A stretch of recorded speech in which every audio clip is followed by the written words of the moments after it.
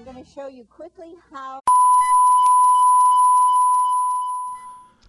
Welcome to Tacti-Cat and Reach, the corporate-approved podcast. Quick message from corporate: if you steal our material, a task force will be deployed to forcibly take it back.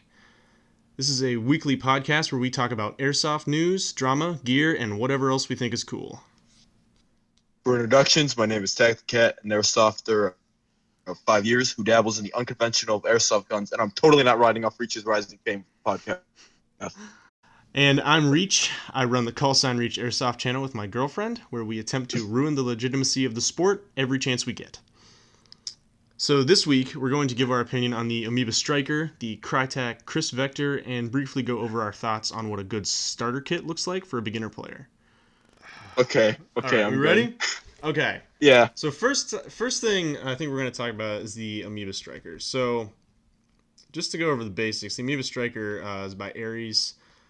They recently released it as a kind of a budget-friendly sniper for kind of, I don't really know what their chosen demographic is, but it's just kind of like it's kind of a cheap sniper that has a lot of like upgradable parts that I think that's their main marketing thing is you can switch the parts out pretty easily. It's also compatible with an AEG spring. Yeah. So what are your initial thoughts on that? I guess.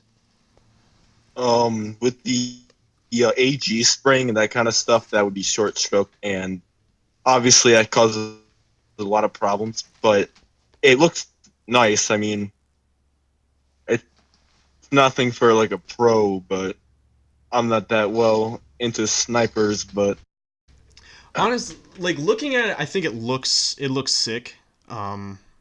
I know, like pulling up the thing here, it's got a bunch of different colors as well. Like that's really attractive, like just right off the bat, because you don't have to go through the hassle of like taking apart your gun and painting it or whatever if you wanted to switch it up. I know that's like a big concern for a lot of snipers is like camouflaging their weapon. So with this, I think you could go with an OD or a tan depending on your environment and just like kind of go with that instead of worrying about paint. Yeah. I mean, I guess you could probably do like a camo spray or whatever, but I mean, honestly, just kind of the looks. It has that kind of like pseudo futuristic look. It's very sleek, angular. It's just kind of attractive. I think honestly, if I had to say they're marketing it towards one person, I think it's probably towards the person that is kind of that, we all know the person at the field. It's like they just kind of want to be a sniper. That's all they really want to do. They just kind of get something that's available to them. I know it's a lot. It's like the Shadow Ops L96 is one that I see a lot. You have a lot of like the Well Springers. I think this is honestly just a nice alternative for people that want to do that kind of gameplay, and still want to have kind of the versatility to possibly modify it down the line. That's my initial my initial thoughts, anyways. I think one of the bigger cons or pros is the it's not based off a real steel, so that can actually turn off quite a bit of people. I mean, we've seen a lot of guns that aren't based on real steel and they look nice. It's just, especially for the price tag, even because with the price tag, I've seen them go for like near 100 to 150, but at that price, you can get a BSR 10. Right. I honestly don't know. Like, you obviously have an idea of who they're marketing towards, but I honestly have no idea. The issue that I had was because I felt that ARES was marketing to that demographic of players that are kind of like, not necessarily younger players, but kind of, like people, the Novrich kind of like style airsoft player, an aggressive sniper build, just kind of want to do that kind of stuff. I really felt that ARES was kind of pandering to them because I went in and looked at the base gun. I said, wow, $115 on EVIG. That's pretty sexy. But then it's like, there's this whole market of there's a whole like slew of aftermarket upgrades that you can just buy, but they run from, I'll pull them up here. They run from like $30 to like up to like 40, I believe. And what that says to me is like they're selling this as something that's more like, okay, you buy it and you can make it look really cool, but does it have the power to back it up? Like, yeah, like looking here, like their suppressor is $45, like right off the bat, and there's flash suppressors and stuff like that. That go all the way up to $50, and And I'm just looking at that, and I'm kind of like, I know that I might be a hypocrite for complaining about this, because just a couple of months ago, I was saying, why don't they sell a sniper rifle that's exactly like this? With a Yeah. huge slew of aftermarket stuff to do. But, I'm just looking at this, and I'm like, I can't help but feel like they might be trying to pander to a younger audience that just kind of wants a cool looking gun and isn't really necessarily concerned with the performance. With the whole suppressor thing, I totally forgot about this. The suppressor is only made for this gun. You'd have to get an adapter for the gun to run any suppressor you Right. want, which is a little off.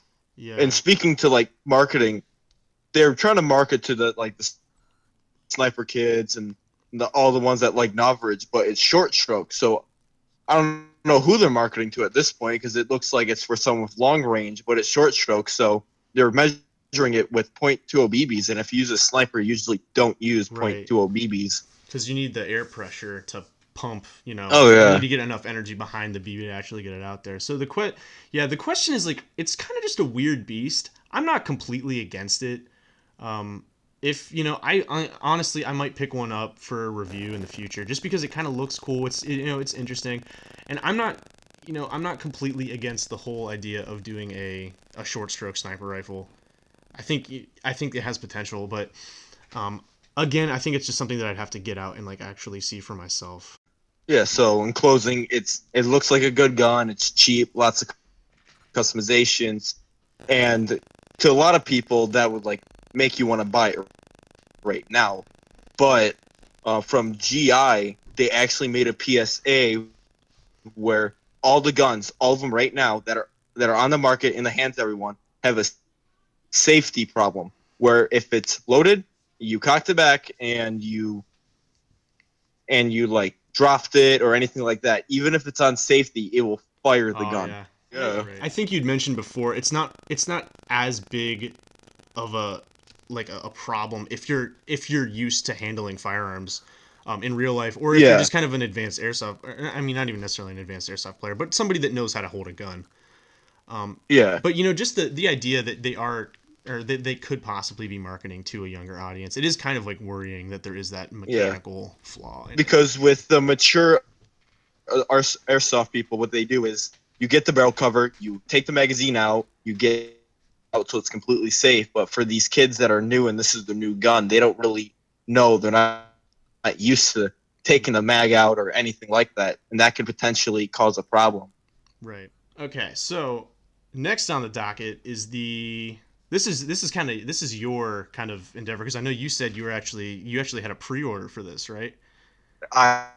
I did have a pre-order, and I was quite upset when the Kriss Vector AEG gets delayed again. Yeah, it was moved this summer. Which it's concerning, especially with the history of KWA's GBB and how I know still concerned people are about finding magazines for that thing, because I know my friend Matt still runs them. I think this is the same thing that we were talking about earlier in the week, was with the idea that like you can release a video game really early and it sucks really bad, or you can have the dev team wait and work on the craft and then release a better product down the line. So, but then again, people do just make bad video games. So if you put that in an airsoft perspective, is more time in R&D really going to make this worth it? Because I mean, it's $500, right, or $450? I'm not sure. I haven't checked recently. Yep. Is it $450? I got a source from Popular Airsoft, and they said the delay was caused by the need to re-engineer some of the vital components of the AEG. So that's obviously like durability problems and just how much stuff they're trying to fit into that gun. Right. And so I don't remember what it was. I think it might have been Jonathan from Airsoftology did a video on it, but he actually said it was either that or it was an EVIC video. But I know that one of them had mentioned that Crytek had actually basically done a completely proprietary build for the Kriss Vector, meaning like that, if you look at how a real Vector fires, the whole firing mechanism is actually down in that big chunky like rectangular part that's in front of the trigger. And they apparently that the gun actually, the airsoft gun replicates that process somehow. I'm not really sure how. My concern with that, and I guess my question for you, on top of that, was like, is that a great idea? Because I know we were both concerned about, proprietary Yeah. weaponry. I mean, we were kind of talking about that with the striker a little bit. So I guess like, what are your thoughts on that? My thoughts on that. I already knew it was going to be proprietary. It's a rather compact gun. It's a lot to do in it. It's got everything that you'd expect from it, but the problem is if I want to, like, if something breaks in it, like, how bad is it going to be Yeah. for me to go to somewhere to get a part to replace it? Right. Like, That's how available are these parts going to be? Yeah, my thing is, I'm wondering if they mean proprietary as far as like a proprietary gearbox shell, because I mean that's obvious. That's obviously the probably the first thing that they had to work on. But I'm like concerned is like, does that mean there are like proprietary like gears or something like that so that they fit in there? I mean, it doesn't necessarily make sense saying it like that, but just thinking about how they would have to kind of like re-engineer everything to like get squished down into that awkward shape. I'm concerned as as far as like you said, something breaks down. What do you need? Like how are you going to have to go to the ends of the earth to find replacement parts? Oh yeah, it'd just be like a giant nightmare. Yeah, totally. I mean, and that was kind of the issue with the KWA release was, and on top of the great magazine shortage and the fact that nobody could find those. For years. I remember Evic had like some like secret shipment and they were releasing for like $60 each. And my buddy bought like 3 of them. It was he could have easily bought like, a sidearm for that, but he instead spent it on magazines. So yeah. I always joked about me selling my Vector just to get another mag for Vector. Yeah. Just to get another magazine because God knows they were impossible to find there for a while. Okay, with all these problems with the gun, I want to know how A&K made their gun and already released it. Yes. This could be such a I'll say this. I have confidence in Crytek. I really don't think the delays are going to be something that we need to worry about. I honestly think Crytek, I've never been in the presence of one of their AEGs, or I've seen them on the field, but I've never gotten hands-on experience with them. But I have heard that it's basically like the Rolls Royce of airsoft. It's basically top of the line AEGs, right next to Marui if you want to go old school. So I'm not really concerned about the delays as far as that goes.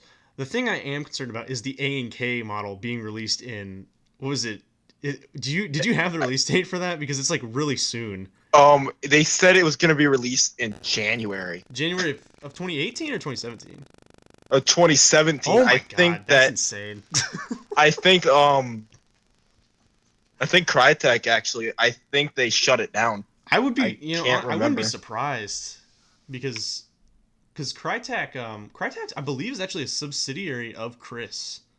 That, don't cite me on that, but I believe that's actually they're like their company. So I wouldn't be surprised if they shut it down. It was kind of the thing we were talking about with Lancer earlier, but yeah, like I honestly don't think the delays are going to be too much of an issue. What was the other thing? I think it was so it was kind of just proprietary weapons in general, because people are going to be building their kits around this. I mean, assumedly. And because they've got the proprietary magazines, the very long stick type, that kind of resemble UM45 mags or P90 mags, if you really want to. Yeah. As far as shape goes. If you already had a kit, for a P90, then if you had a PDW, you're perfectly fine, probably. Exactly. Yeah. So you'll probably be fine as far as that goes. But I think the thing that was are people really willing to, for the price, are they willing to double down and go all in for this gun that might have durability issues? Not a fun time. Not a fun time. No. I mean, let's just hope it shifts with some Advil. Yeah, seriously. Oh man. So, did you want to go ahead and talk about the hype? Oh yeah. That was building up for this thing, because I know I've heard about it. When SHOT Show happens, everyone covers it, and the only gun I kept seeing on the top pages of people reporting was the Kriss Vector, the AEG, and nothing else. None of the guns that were coming out from Attack, they all got overshadowed by the Kriss Vector. Yeah, I saw there was one that I saw that was it was a shotgun. I don't remember what one it was, but it was this crazy looking shotgun where they had actually said that they were gonna do it was an EVIC video where they'd mentioned like we're gonna do an airsoft version of this, so everybody was like pretty stoked because it looks freaking crazy. So I think the shotgun was the Crytek Origin 12. Yes, the Origin 12, exactly, and it was from Crytek as well, which is hilarious. Yeah, because they've got they're going crazy in recent years. Yeah. Yeah, it's not a shotgun that no one's heard of it. It like got completely overshadowed. Yeah, so the to anyone. I think it's okay though. Like the Origin 12, because the only one that they had at SHOT Show was actually a real firearm, obviously, and they were marketing that towards law enforcement, from what I heard, which is totally cool. That's honestly what SHOT Show is, from what I understand. That's where it had its origins, I believe. But so I think the hype for the Kriss Vector is well warranted though, as far as Crytek is concerned. They've got awesome guns. I know they've got their M4 series, which is just lighting up everywhere. I see there's a bunch of guys at the field that run them. So I'm not worried about it. I guess that I'm probably not going to pick it up unless I get a review copy at some point. But yeah, my opinion is if it fails, it's not going to damage any of the other guns Crytek has made, but it could possibly damage their image. Yeah, that is something. I can't think of any other. I know the KWA's Vector kind of like pissed people off with that. When I first started airsoft, everybody was like KWA, KWA. You have to go with that because their quality's just off the charts. But then then everybody kind of started realizing when they were trying to mod them, it was like impossible because they were using like really weirdly proprietary pieces. So that's the only other time where I can think that a company kind of like soiled its reputation. As far as as far as a weapon goes, and I'm just kind of thinking about because we were talking earlier about Lancer Tactical at SHOT Show getting their like CEO arrested on the floor. It's so bad. Oh man, that's just a bad rap. Yeah. For people that don't know, one of the Lancer Tactical like owners got arrested at SHOT Show for doing like, so they were basically ripping off Revision's iPro. So they had a bunch of like generic like Revision like knockoffs, and when they ANSI test, like they did the ANSI test, they actually came up light. So they weren't like doing the minimum amount of protection necessary to actually wear them in the field, which is concerning, especially for me because I run Lancer Tactical iPro, which I was kind of like concerned about after that. Yeah. Most of my gear is Lancer Tactical. Like when you told me this, I didn't actually hear about this, so I was like looking over to like my gear closet and I was going, "Oh no." Yeah, I highly regard it. I still regard their stuff that probably isn't their knockoffs, like your chest rigs. Those chest rigs are really nice. Yeah. Price.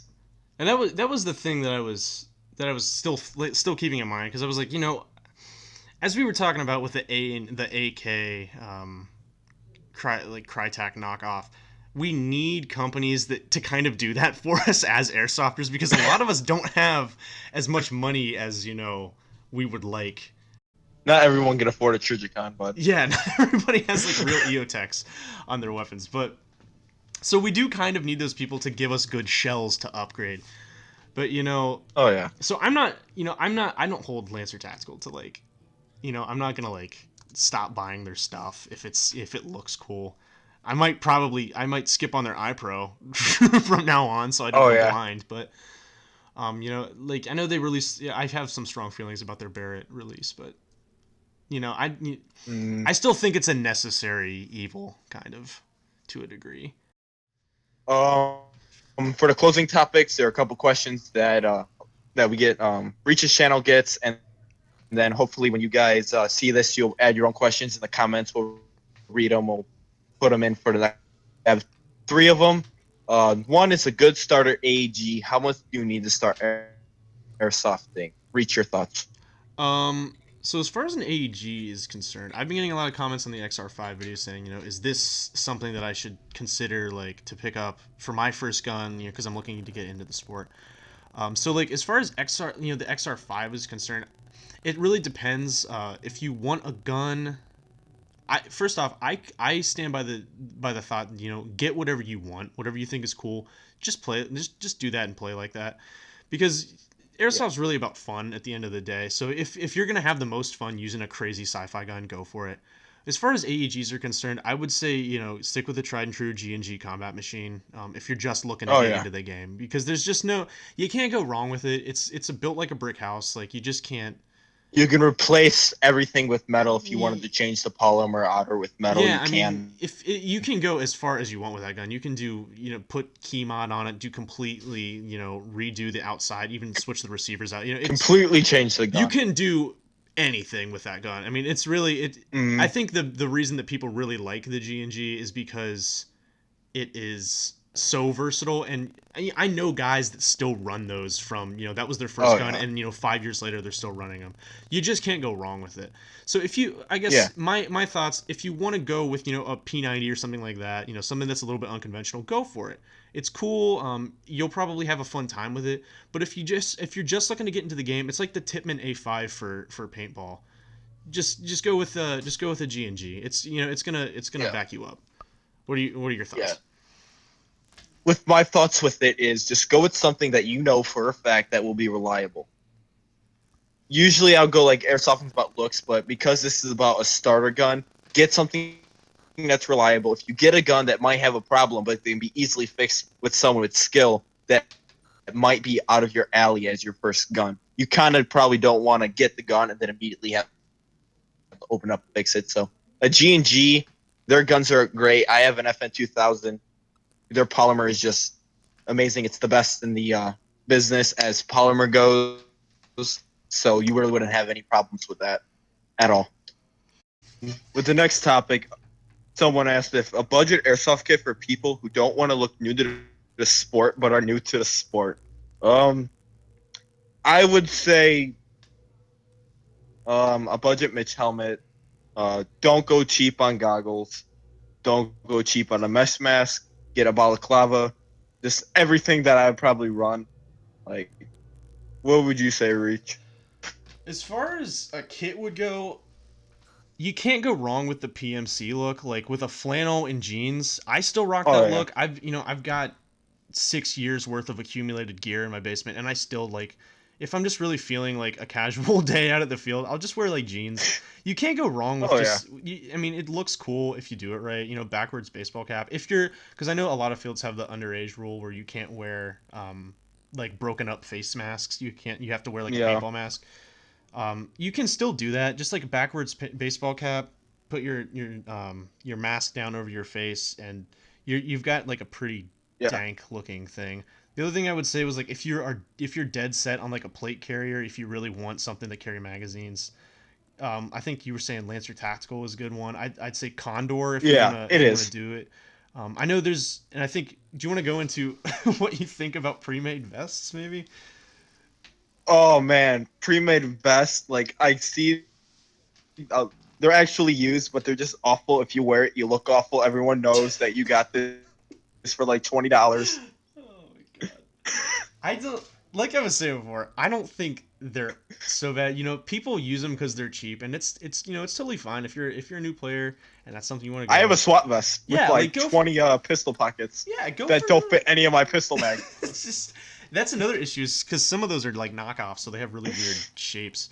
But if you really want to go with something like that, if you're doing like an SAS loadout, go for it. But there's definitely a stigma. I'm not gonna look down on you if you ever see me in the field. I'm not gonna look down on you for wearing a pre-made like cross draw vest. But at least get Molle. Yeah, at least right. Like I think you can buy a pre-made vest if it's like modular. If you can modify it, don't buy one with like the stuff that's already connected to it. If you don't know what Molle is, look it up. We'll put a link. If you're not gonna spend a lot of money on a vest, but you still want like the quality, then just get a battle belt. Oh yeah. Just get some mag pouches. Get your dump pouch. That's really all you need. It looks really good with like the flannel and stuff. Yeah, I completely agree. But that's yeah. You can do those with like surplus belts as well. I know the one that I run for kind of like a lightweight sniper build is built on top of an old like Vietnam era belt. I mean, it doesn't have to have Molle straps. You can literally go anywhere and get a battle belt, and sometimes they'll also include a drop leg holster, usually for a 1911, because that's one of the most common pistols. Yeah. Even as far as pistols go, when you first start, it's not a commodity. I think the big thing you want to focus on is a primary, like we were talking about before. You'll see a lot. If you have a pistol slot on your kit, just get a Springer just to fill the gap. Yeah, honestly, yeah. It's like if you're going in for aesthetics, I mean, slap it on there. Plus, a Springer can be fun for CQB and all that. So. CQB Springers are like the best. Oh yeah, those are some fun times. All right, you want to close this out? Yep, with the final question. Is the XR5 a good starter weapon? It's the the great question. And I think that this topic will be for next week. Because that's how we keep the views, with cheap cliffhangers. That's about it for the Corporate Approved Podcast. Leave your questions below for next week, as well as topics that you think might be interesting for us to discuss. See you next time. You did not do it at the same time. Oh, we tried. We tried so hard. Whatever. Let's just roll with it. All right. Thanks for watching.